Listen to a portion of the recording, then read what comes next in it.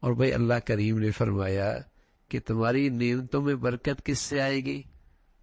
تمہاری نعمتوں میں برکت کس سے آئے گی؟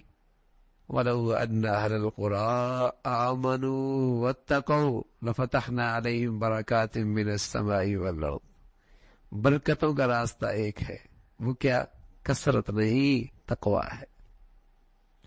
جتنا اعلیٰ درجے کا تقویٰ ہوگا اتنا ہی اللہ کی نعمتیں مبارک ہو جائیں گی۔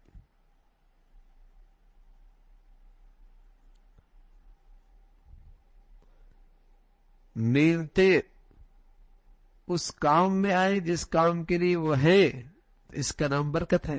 تو کس سے آئیں گی؟ یہ تقوی سے۔ نعمتوں کا نفع بڑھ جائے کس سے ہوں گی؟ تقوی سے۔ نعمتیں انتہائی کارآمد بن جائیں کس سے آئیں گی؟ تقوی سے آئیں گی۔ نعمتیں پائیدار ہو جائیں، ان کا نفع پائیدار ہو جائے کس سے ہوں گی؟ تقوی سے ہوں گی۔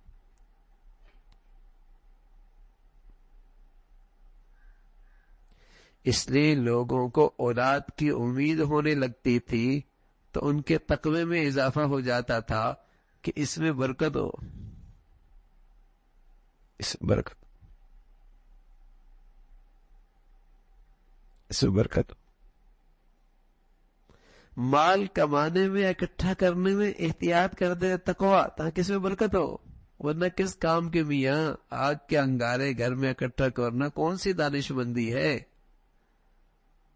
تجوریاں بھر کے ساری زندگی چوکیدار رہنا کون سی عقل مندی ہے؟ مال کمانے، اکٹھے کرنے میں خواری اٹھانا اور پھر غیروں کے ہاتھوں میں تقسیم کر دینا، ڈاکٹر لے گیا، فلاں لے گیا، فلاں لے گیا، نہیں تو ساری زندگی بیٹھا رہا، اسے کوئی نہیں راحت و آرام ملا، دوسرے لوگ مزے اڑا رہے، دوسرے لوگ مزے اڑا رہے، اور وہ بھی مزے کیا، انہوں نے بھی پیچھے اس کے مال میں خوب رسم و رواج کو زندہ کیا، خوب گناہ کمائے۔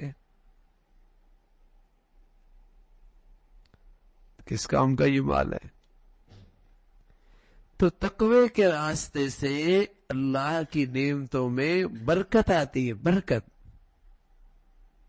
برکت کہ نعمتوں میں نفع زیادہ ہو، نعمتیں پائیدار رہے، کارآمد رہے، جس مقصد کے لیے وہ نعمت ہے اس مقصد کے لیے وہ نعمت کام آئے۔